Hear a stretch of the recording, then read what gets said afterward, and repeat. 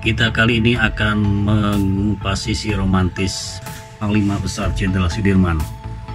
Bersyukur ada yang sempat mengabadikan ungkapan-ungkapan romantis Panglima Tentara Pertama Indonesia ini, hingga sobat bisa melihat sisi lain dari sang jenderal.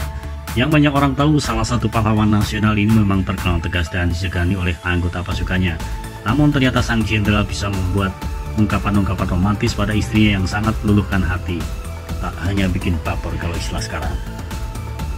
Apa ungkapan romantis yang dimiliki oleh sang jenderal? Pertama, harus tetap cantik. Meski di tengah keadaan peperang, Pak Dirman dikenal tidak dapat menutupi romantismenya selama menjalani kehidupan rumah tangga bersama istrinya, Siti Alfiah.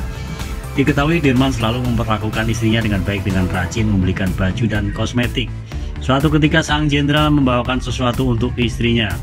"Apa yang bapak bawa?" tanya istrinya, Alfiah. "Baju dan bedak, Bu. Soalnya kalau ada serangan udara, semua toko bakal tutup," jawab Dirman seraya membuka bungkusan yang ia beli. Lalu diserahkannya kepada istrinya. "Buat apa, Pak? Beli bedak sebanyak itu? Biar bagaimanapun, Ibu harus tetap cantik. Tapi satu dus saja bisa sebulan lebih, Pak." Untuk beberapa saat Dirman terdiam melihat Alfiah memeluk baju barunya. "Oh, senang, Bu?" tanya Pak Dirman.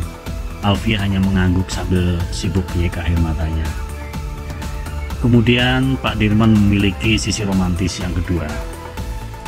Awalnya kisah cinta antara Dirman dan Alfiah sempat tidak direstui oleh keluarga besar Alfiah. Kala Dirman tertarik gadis asal tepi pantai selatan Cilacap ini, ia rupanya tak menyerah untuk mengambil hati Alfiah. Orang tua Alfiah yang merupakan pengurus utama Muhammadiyah dan paman Alfiah bernama Haji Makmun menentang keras hubungan keduanya. Mengingat Alfiah merupakan anak dari keluarga terpandang, Mukmin ingin agar Alfiah mendapat pendamping hidup dari kalangan kelas atas. Sementara Dirman yang saat itu hanya anak ajudan berdana tentu gajinya kecil. Meski begitu, Alfiah sebenarnya orang yang sangat sederhana. Maka dari itu kalimat Dirman ini berhasil meluluhkan hatinya dan keluarganya. Berikut adalah ungkapan yang membuat Alfiah tidak ingin mundur, tapi sebaliknya membuat hatinya makin luluh. "Siap hidup sengsara bukan berarti disengsarakan. Siap hidup sengsara artinya menyediakan kesiapan mental ketika benar-benar menghadapi ketidakberuntungan dalam hidup. Saat tugas melindungi negara memanggil, pantang bagi sang jenderal untuk berkata tidak. Bahkan dalam keadaan sakit pun, Pak Dirman masih tetap memilih untuk melakukan gerilya. Suatu waktu, tercatat pada 17 Desember 1948, Pak Dirman tiba-tiba bangkit dari tempat tidur karena mempunyai firasat bahwa Belanda akan melakukan agresi. Padahal sebelumnya ia pernah muntah darah setelah merokok dan sempat terkulai lemah karena penyakit tuberkulosis infeksi paru-paru. Awalnya Pak Dirman mengambil cuti, namun karena benar saja 2 hari kemudian Belanda menyerang, ia tak jadi mengambil cuti. Meski begitu, Alfiah tetap mendukung Pak Dirman untuk menjalani tugasnya sampai Pak Dirman pernah berkata, "Kau menghabiskan seluruh waktu untuk mengurus anak-anak dan rumah tangga. Penghargaan apa yang sepantasnya kau terima? Tetapi kalaupun ada, tampaknya aku tak akan sanggup mengabulkannya." Meski begitu, Alfiah tetap mendukung Pak Dirman untuk menjalani tugasnya. Sampai Pak Dirman pernah berkata, "Kau menghabiskan seluruh waktu untuk mengurus anak-anak dan rumah tangga. Penghargaan apa yang sepantasnya kau terima? Tetapi kalaupun ada, tampaknya aku tak akan sanggup mengabulkannya." Alfiah pun membalas ungkapan tersebut. "Aku menghabiskan seluruh waktu untuk anak-anak dan rumah tangga. Tetapi Bapak menghabiskan seluruh waktu untuk bangsa dan negara. Maka kalaupun ada penghargaan yang aku terima, aku akan serahkan penghargaan itu kepadamu, Pak. Sebab tugas dan tanggung jawab Bapak jauh melampaui kemampuan Bapak sendiri.